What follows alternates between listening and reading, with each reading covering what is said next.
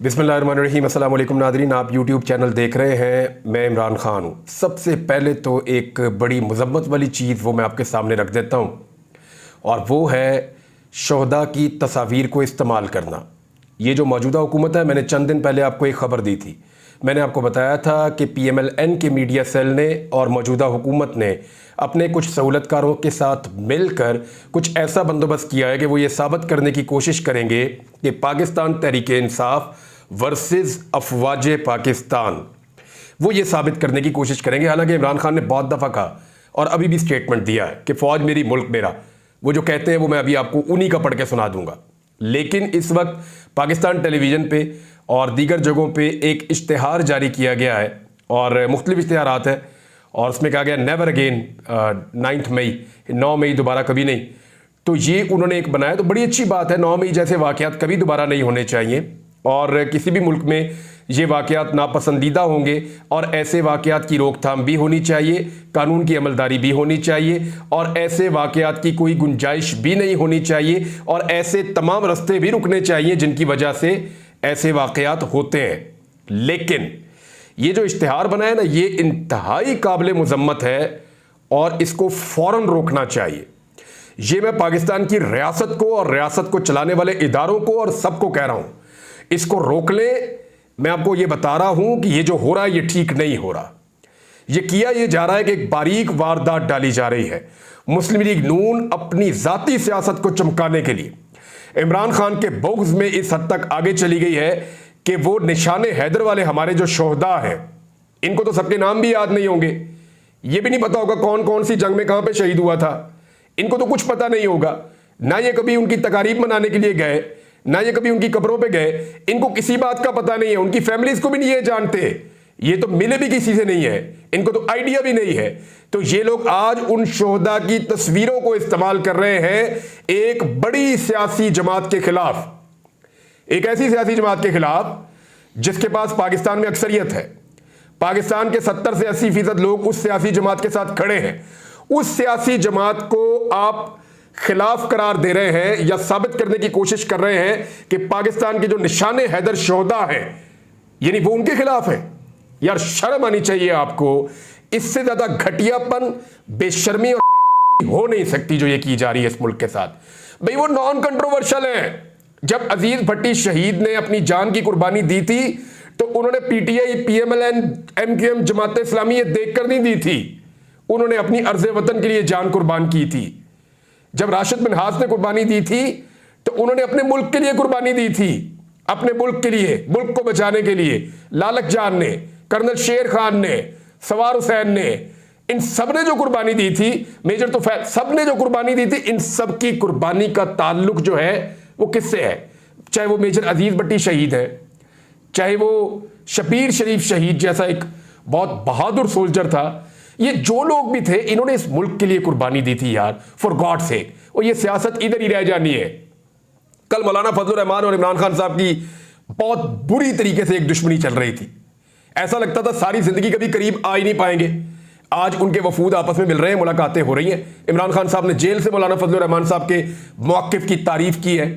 और भाई मौक़िफ़ कभी ये होता है, कभी वो होता है, कभी वो होता है। कल तब नवाज शरीफ एस्टैब्लिशमेंट का सबसे बड़ा दुश्मन था, उसके नाम के ऊपर क्रॉस लगा हुआ था। आज इमरान खान के नाम के ऊपर क्रॉस।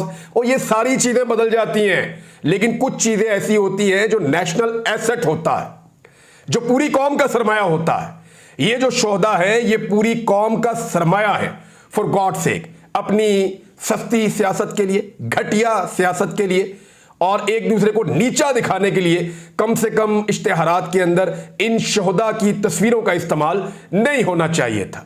निशाने हैदर वाले शोहदा जो है वो कौम के सर का ताज है, फॉर गॉड सेक। इस सिलसिले को रोका जाए। अगर किसी को मेरी बात समझ आ रही है तो ठंडे दिल से सोचे, ये लड़ाई खत्म हो जानी है। ये कल को फिर शेरो शक्कर हो जाएंगे, एक ही ईवान में जाकर बैठ जाएंगे। ये एस्टैब्लिशमेंट की लड़ाई और ये फड्डा सारा पॉलिटिकल पार्टीज का एक वक्त आएगा, कितना 10 साल और चल जाएगा, 15 साल और चल जाएगा, खत्म हो जाएगा, एक वक्त आएगा। लेकिन वो जो लोग पिछली कई दहाइयों से नॉन कंट्रोवर्शियल हैं, उनको इस कंट्रोवर्सी के अंदर क्यों धकेल रहे हैं? इमरान खान साहब ने एक स्टेटमेंट दिया है, एक उनका पैगाम है, एक उनका स्टेटमेंट है। वो दोनों मैं आपको पढ़ के सुना देता हूं ताकि आपको आइडिया हो जाए कि इमरान खान साहब किस पेज से किस तरफ को जा रहे हैं। पहला तो उनका पैगाम देख लें जो एडियाला जेल से उन्होंने जारी किया। 7 मई को। 7 मई वो दिन है जिस दिन DGISPR ने प्रेस कॉन्फ्रेंस की थी, तो इमरान खान साहब का जो है वो पैगाम भी जारी हुआ था। पैगाम आप सुन लीजिए, एज इट इज मैं आपको पढ़ के सुना देता हूं। पाकिस्तान तहरीक इंसाफ वफाक की सबसे बड़ी और मकबूल तरीन जमात है, जिसकी सियासी जद्दोजहद नहायत ताबनाक है। अपनी 28 साल सियासी जद्दोजहद के दौरान पाकिस्तान तहरीक इंसाफ ने एक पुरअमन जमात के तौर पर हमेशा मुल्क में आइन की बालादस्ती, कानून की हुक्मरानी और मुल्क में अदल इंसाफ के फरोग को अपनी पहचान बनाया। 9 मई को जिस फॉल्स फ्लैग ऑपरेशन के जरिए तहरीक इंसाफ को कुचलने की कोशिश की गई, वो सबसे पहले तयशुदा था। 9 मई 2023 की हकीकत कौम पर पूरी तरह वाज़ेह है, और अगर कोई समझता है कि ताकत के अंधे इस्तेमाल और रियासती वसाइल के बलबूते पर वो हकीकत को झुटला सकता है, तो यकीनन बड़ी गलत फहमी का शिकार है। चुनाचे मैं एक मरतबा फिर दोहराता हूं, कौम को बताया जाए कि 9 मई 2023 को किसके हुक्म पर मुझे इस्लामाबाद हाई कोर्ट से नीम फौजी मुसल्ला दस्ते के जरिए अगवा किया गया, किसके हुक्म पर इस्लामाबाद हाई कोर्ट से CCTV फुटेज चुराई गई, किसके हुक्म पर मेरे पुरतशद्दुद अगवा के खिलाफ पुरअमन एहतजाज करने वाले निहत्ते शहरियों पर गोलियां बरसाई गईं, किसके हुक्म पर मकतूलीन के अहले खाना को डराया धमकाया गया और अपने प्यारों के कत्ल के खिलाफ कानूनी कार्रवाई से बाज रखने के लिए उन पर दबाव डाला गया, किसके हुक्म पर कोर कमांडर हाउस और कैंट की सिक्योरिटी हटाई गई। 9 मई के वाकयात को तारीख के आईने में देखता हूं तो मुझे 1971 के वाकयात से मुमासलत दिखाई देती है। 24 मार्च 1971 को उस वक्त का हुक्मरान याया खान सियासी फरीकैन से मुज़ाकरात के लिए ढाका में मौजूद था, मगर मुज़ाकरात की कामयाबी में हरगिज संजीदा ना था। चुनाचा 24 घंटों के अंदर अंदर यानी 25 मार्च को मशरकी पाकिस्तान में फुल स्केल फौजी ऑपरेशन लॉन्च कर दिया गया।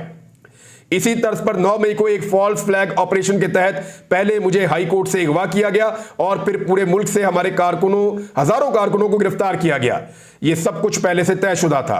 पूरे का पूरा रियासती निजाम झूठ और फ्रॉड पर खड़ा है। साबिक चीफ जस्टिस उमर अता बंदयाल ने 14 मई को इलेक्शन करवाने का हुक्म दिया तो धरने, एहतजाज और लॉन्ग मार्चेस के जरिए उनको धमकाया गया, जिस पर उन्होंने मामला जिरगे के सुपुर्द कर दिया। जिरगे में यह बात वादे तौर पर बयान की गई कि नवाज शरीफ तब तक वापस नहीं आएगा जब तक कादी फाइज ईसा चीफ जस्टिस नहीं बनता। निगरान वजीर आजम काकड़ ने हुकूमती जमात के एक रुकन को फॉर्म 47 का ताना देकर न सिर्फ सारे राज का पर्दा चाक कर दिया बल्कि हमारे मौकिफ को भी दुरुस्त साबित किया है। इससे पहले इस्लामाबाद हाई कोर्ट के 6 जजेस के खत और कमिश्नर रावलपिंडी के एतराफी बयान ने सारी हकीकत कौम के सामने खोल कर रख दी है। ये सब कुछ इस लंदन प्लान के तहत, जिसके वादे तौर पर 3 अहदाफ थे। नंबर 1, मुझे जेल में डाला जाए। नंबर 2, नवाज शरीफ के केसेस माफ किए जाएं। नंबर 3, तहरीक इंसाफ को क्रश किया जाए। इस प्लान पर अमल दरामद में चीफ जस्टिस ऑफ पाकिस्तान और चीफ इलेक्शन कमिश्नर वादे तौर पर बतौर सहूलतकार दिन रात मसरूफ अमल है। इसी प्लान के तहत मेरे खिलाफ सैकड़ों झूठे मुकदमात कायम किए गए, जबकि जरदारी, नवाज और उनके बच्चों के केसेस को माफ कर दिया गया। मुल्क में मीडिया पर इस कदर पाबंदियां आयद हैं कि कोई आवाज नहीं निकलती। कल काशिफ उबासी साहब को भी प्रोग्राम रात गए बंद कर दिया। ताहम इसके बावजूद गंदम का स्कैंडल बाहर आ चुका है। अगर मीडिया पर पाबंदियां आयद ना की जाती तो अब तक न जाने कितने ही स्कैंडल सामने आ जाते। हम अपने किसानों से यकजहती का इजहार करते हैं। रियासत पहले ही किसानों को कुछ नहीं देती, अब उनसे उनकी मेहनत का सिला भी छीना जा रहा है। इनके सारे मंसूबे अल्लाह के हुक्म से खाक में मिल रहे हैं और अवाम हकीकत को अपनी आंखों के सामने देख रही है। यही वजह है कि 8 फरवरी के आम इंतखाबात में अवाम ने उन्हें बुरी तरह शिकस्त दी है। एक और इमरान खान साहब का जुमला है जो आई रिपोर्ट हुआ, मैं इस वक्त लोगों की रगों में दौड़ रहा हूं। यह इमरान खान साहब का कहना है कि मैं इस वक्त लोगों की रगों में दौड़ रहा हूं। और एक और 2014 के धरने की इंक्वायरी के लिए मैं तैयार हूं। इमरान खान साहब से सहाफी मिले। DGISPR साहब की जो प्रेस कॉन्फ्रेंस थी वो बड़ी धमाका खेज थी और उसमें जो माफी वाला मुतालबा है, जो एक जुडिशल कमीशन बनाने की पेशकश है, ये 2 ऐसी बड़ी चीजें हैं जिनके ऊपर बड़ा फोकस हुआ। अब इमरान खान साहब से ये सवालात तो होने थे। जब सहाफी उनके नजदीक गए अडियाला जेल में तो उन्होंने वो सवालात उनके सामने रखे। अब इमरान खान साहब के जवाब आप देख लीजिए। अडियाला जेल में मीडिया से बात करते हुए उन्होंने कहा कि 2014 के धरने की इंक्वायरी के लिए तैयार हूं। मुझे खुशी होगी कि मुझे इंक्वायरी कमेटी में पेश किया जाए। 2014 के धरने के हवाले से मुझ पर जितने इल्जाम लगाए गए सब गलत हैं। 2013 का इलेक्शन आरओस का इलेक्शन था। इमरान खान का कहना था कि साबिक निगरान वजीर आजम अनवारुल्लाह काकड़ के फॉर्म 47 के हवाले से बयान के बाद वफाकी हुकूमत से क्या मुज़ाकरात हो सकते हैं, यानी मुज़ाकरात किन से करें। फॉर्म 47 के ऊपर हुकूमत बनी हुई है और काकड़ साहब जो निगरान वजीर आजम थे उन्होंने इसकी गवाही दे दी है। सदर, वजीर आजम, वजीर आला पंजाब और सेनेट इलेक्शन फ्रॉड है। नून लीग के लोगों ने प्राइवेटली हमें बता दिया था कि जब तक कादी फायद ईसा चीफ जस्टिस नहीं बनता ना इलेक्शन होंगे, ना नवाज शरीफ वापस आएगा, ना नवाज शरीफ वापस आएगा। मैं आपको ये पहले बता चुका हूँ। और कादी फ़ाइद ईसा साहब की अदालत में जिस दिन मैं पेश होऊंगा उस दिन मैं एक बहुत बड़ी हकीकत से पर्दा उठाऊंगा और वहाँ मैं बताऊंगा कि कादी फ़ाइद ईसा साहब एक्चुअली क्या है और उनके बारे में क्या इंफॉर्मेशन मेरे पास है। इमरान खान साहब ने कहा कि मेरा आधा खानदान फौज और आधा खानदान ब्यूरोक्रेसी में है। फौज हमारी है और हमें फौज से कोई मसला नहीं है। 9 मई वाकयात का मुझे उस वक्त पता चला जब मुझे सुप्रीम कोर्ट में पेश किया गया। मैंने 9 मई के वाकयात की चीफ जस्टिस उमर अता बंदयाल के सामने मुजम्मत की थी। ये इमरान खान साहब ने कहा। तहरीक इंसाफ वफाक की सबसे बड़ी और मकबूल जमात है। पीटीआई की सियासी जद्दोजहद नहायत ताबनाक है। हमेशा आइन की बालादस्ती की बात की है। अगर बात नहीं करना चाहते तो ना करें। मैं पाकिस्तान के लिए बातचीत का कह रहा हूं। मुझे कौन सी डील चाहिए या मैं कौन सा बैरून मुल्क जाना चाहता हूं? मैं क्यों माफी मांगूं? माफी तो मुझसे मांगनी चाहिए। ये इमरान खान साहब ने कहा है। वैसे पाकिस्तान तहरीक इंसाफ ने एक ट्रेंड चलाया हुआ है। जिन लोगों के ऊपर 9 मई के बाद जुल्म सितम हुआ, पुलिस ने उनकी चादर और चार दीवारी का तकद्दुस पामाल किया, उनके कारोबार तबाह किए, उनके घर तोड़े और उन लोगों को मुसीबतों में डाला और वो लंबी सऊबतें काटने के बाद वापस आए, उन लोगों की तस्वीरें लगा के वो कह रहे हैं माफी तो इनसे मांगनी चाहिए जो इन लोगों की हालत हो गई है। और बहुत सारे लोग जो है वो उस दिन जान से भी गए थे, तहरीक इंसाफ का ही कहना है। फिर कैपिटल हिल में सीसीटीवी फुटेज से शनाख्त करके मुलजिमान को सजा दी गई। यहां तो सीसीटीवी फुटेज ही गायब कर दी गई। शहबाज शरीफ लंदन मुआहदे के तहत वजीर आजम बने। उन्होंने कहा कि खुदा के वास्ते फौज को सियासत में ना घसीटे। यही बात मैं शुरू में कह रहा था कि ये जिस तरह के इश्तिहारात बन रहे हैं ना, ये जबरदस्ती फौज को सियासत में घसीटने की कोशिश की जा रही है। मौजूदा हुकूमत शोहदा को इस्तेमाल कर रही है अपनी सियासत के लिए, जो नामुनासिब है। हमने अपनी 27 साल की तारीख में कभी जलाओ घिराव नहीं किया। 2 हुकूमतें हमने इंतखाबात के लिए तहलील की क्योंकि हमारी सियासी जमात इंतशार नहीं चाहती थी। ये इमरान खान साहब ने कहा। आरिफ अलवी साहब का भी स्टेटमेंट है। आरिफ अलवी साहब से भी माफी वाली बात जब की गई तो उन्होंने कहा कि क्या जो जुल्म कर रहा है वो माफी मांगे या जिस पर जुल्म हो रहा है वो माफी मांगे।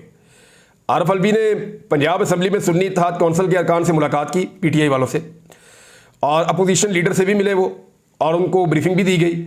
आरिफ अलवी ने कहा कि असेंबली का तरीक़ेकार सीनियर से ज़रूर सीखे और साथ ही साथ उन्होंने कहा गंदम के बहरान के लिए किसान को बुरी तरह मुतासर किया गया है और हुक्मरान ने गंदम इंपोर्ट करके सफ़ाकाना जुर्म किया है। माफ़ी कौन मांगे, जो जुल्म कर रहा है वो या जिस पर जुल्म हो रहा है वो माफ़ी मांगे। आरिफ अलवी साहब ने यह सवाल उठाया है। रऊफ हसन साहब जो है वो बहुत आउट ऑफ द बॉक्स निकल के आ रहे हैं फ्रंट फुट पे और उन्होंने कहा कि इमरान खान ने 3 लोगों को मुज़ाकरात का हक दिया है। जिसने भी मुज़ाकरात करने हैं वो उनसे राब्ता करेगा। हमारी सिर्फ 2 ही शराइत है, एक तो मुल्क को आइन और कानून के मुताबिक चलाया जाए, दूसरा ये लोग सियासत से बाहर निकले, सियासत इनकी डोमेन नहीं है। अच्छा, इसके अलावा जो ये तो उन्होंने जर्नल बात की है ना, लेकिन एक्चुअली शराइत तो ये है कि मैंडेट वापस किया जाए और मैंडेट वापस करने के बाद जितने बेगुनाह कारकुनान हैं उनको रिहाई दी जाए और उसके बाद जो है वो मुज़ाकरात आगे बढ़ सकते हैं। ये 2 इनकी शराइत थी बातचीत के लिए। और असेंबलियों से उन्होंने कहा जी हम किसी सूरत इस्तीफे नहीं देंगे, हमने देने ही नहीं इस्तीफे। एक और चीज़ है, बुशरा बीबी के हवाले से फैसला आ गया अदालत का और इस पर बहुत सारे लोग बहुत सारे जुमले बोला करते थे। हमारे बहुत सारे सहाफ़ियों ने, जय्यद सहाफ़ियों ने ये खबरें दी थी कि बुशरा बीबी वादा माह गवाह बन चुकी हैं, वो किसी भी वक्त एक एटम बम फटने वाला है और इमरान खान के लिए बड़ी मुश्किलात बढ़ने वाली हैं। ऐसी बहुत सारी चीज़ें हमारे बड़े जय्यद दानश्वरों ने रिपोर्ट की थी। तो उसके बाद जैसे ही उनको सज़ा होती है वो फौरी तौर पे अदालत पहुंचती हैं और वो गिरफ्तारी दे देती हैं जेल में और फिर उन्हें पूरा निज़ाम परेशान हो जाता है कि हमने तो इनको जाके ड्रामा लगाना था, घर से जाके गिरफ्तार करना था, इमरान खान को तकलीफ देनी थी, तो खुद चल कर आ गई गिरफ्तार होने के लिए। तो बजाय इसके कि वो उनको गिरफ्तार करते वो परेशानी में पड़ गए। फिर बड़ी देर बाद फैसला हुआ कि उनको पहुंचा दिया जाए बनीगाला। फिर उस दिन से उन्होंने केस किया हुआ कि मैंने बनीगाला में नहीं रहना, मुझे हाउस अरेस्ट ना करो, मुझे पहुंचाओ अडियाला जेल के अंदर जैसे आम कैदियों को रखा जाता है। तो बनीगाला में भी उनका अच्छा वक्त नहीं गुजरा। बकौल उनके उनको जहर भी दिया गया, बकौल उनके उनको तकालीफ दी गई और उन्हें बहुत परेशान रखा गया वहाँ पे। अब वो जेल मुंतकिल हो रही हैं तो देखते हैं जेल के अंदर वो क्या कहती हैं। बहरहाल हाई कोर्ट के जस्टिस मियां गुल हसन औरंगजेब ने महफूज फैसला सुना दिया। उसके बाद बुशरा बीबी को जेल में शिफ्ट कर दिया गया है और उनका जो ज़रूरी सामान है वो भी जेल पहुंचा दिया गया है। तो वो जो लोग कह रहे थे कि कोई डील होने वाली है, बुशरा बीबी जो है वो इमरान खान को छोड़कर जाने वाली हैं और वो वादा माफ गवाह बनने वाली हैं, उन सब लोगों के लिए ये खबर जो है वो एक सरप्राइज़ है। नाज़रीन, एक और बड़ी खबर आई है और वो लाहौर से है। लाहौर में वकला ने, जो वकला के ऊपर दहशतगर्दी के मुकदमात हो रहे हैं, ख़ासतौर पे पंजाब हुकूमत कर रही है, उसके खिलाफ एक एहतजाज करने का ऐलान किया था। ऐवान अदल से उन्होंने हाई कोर्ट तक आना था। वकला की बहुत बड़ी तादाद जो है वो इसके अंदर शामिल थी और पुलिस की एक भारी नफरी वहां पे पहुंच गई और लड़ाई शुरू हो गई। और ये लड़ाई इस हद तक बढ़ गई कि दोनों तरफ के लोग जख्मी हो गए। उसके बाद वकला को बड़े पैमाने पर गिरफ्तार भी किया गया है। जो हमने देखा GPO चौक लाहौर में मनाजिर, वहां तो ऐसा लग रहा था कि एक मैदान जंग है। दोनों तरफ से पत्थर भी चल रहे थे, लाठी भी चल रही थी। पुलिस ने बड़े पैमाने पर आंसू गैस का इस्तेमाल किया वकला के खिलाफ और पुलिस ने लाठी चार्ज किया, वाटर कैनन का इस्तेमाल किया और वकला जो है उनकी कईयों की हालत गैर हो गई, कई जख्मी हो गए, कुछ गिरफ्तार हो गए। तो ये वो वकला हैं जिनमें से इनके अंदर शामिल थे वो वकला भी जो PMLN के करीबी वकला हैं, या एहसन भून साहब हैं या आजम नज़ीर तारड़ साहब हैं। ये उनके ग्रुप से ताल्लुक़ रखने वाले वकला की एक बड़ी तादाद इसके अंदर शामिल थी। यानी वकील भी अपने, एहतजाज के अंदर रहनुमा भी अपने, डंडे भी अपने, पुलिस भी अपनी, आंसू गैस भी अपनी और फैंटी भी लगा दी। तो ये है जनाब PMLN की कारकर्दगी। और वो वकला जिन्होंने PMLN का या PDM का साथ दिया इस सारे जुल्म के अंदर, इस सारी फस्तायत के अंदर, इस सारे जबर के माहौल में। हालांकि वकला हमेशा जुल्म और जबर के खिलाफ खड़े होते हैं, लेकिन जिन चंद वकला ने साथ दिया उन्हें अब पशेमानी तो होगी, परेशानी तो होगी। अब देखना यह है कि ये मौजूदा हुकूमत इन वकला को खरीद पाएगी या ये वकला कायम रहेंगे अपने एहतजाज के ऊपर, क्योंकि वकला ने ऐलान किया है कि वो कल फिर एक बड़ा एहतजाज करने जा रहे हैं। नाज़रीन, एक बड़ी खबर मैं आपको 9 मई के हवाले से दे दूं जाते जाते, और ये पक्की खबर आपको दे रहा हूं क्योंकि मैंने लाहौर शहर में बड़ा लंबा अरसा रिपोर्टिंग की है। कुछ ग्रुप्स हैं, उनको तैयार किया गया है और ये ग्रुप सियासी बिल्कुल नहीं है। ये ग्रुप सियासी बिल्कुल नहीं है, इनकी शोहरत भी अच्छी नहीं है और मुख्तलिफ लोगों के साथ इनको इकट्ठा किया गया है।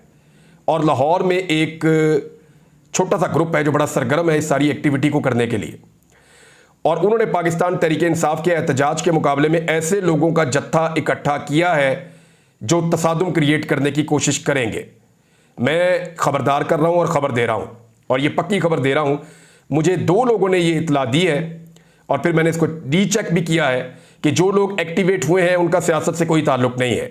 वो क्रिमिनल टाइप के लोग हैं और उनको किसी ने मुतहर्रिक किया है, और वो मुतहर्रिक होने के बाद अब पाकिस्तान तहरीक इंसाफ के जुलूस के मुकाबले में अपनी ताकत लेकर आएंगे और किसी जगह पे भी कोई तसादुम कर सकते हैं। रियासत को ऐसे हर तसादुम से बचना चाहिए। ये सियासी मकासद के लिए पाकिस्तान को आग लगा देगी PMLN और इनकी हुकूमत। इससे अगर बचना है तो फिर रियासत को होश के नाखून लेने पड़ेंगे। अब तक के लिए इतने ही। अपना ख्याल रखिएगा, अपने चैनल का भी। अल्लाह हाफ़िज़।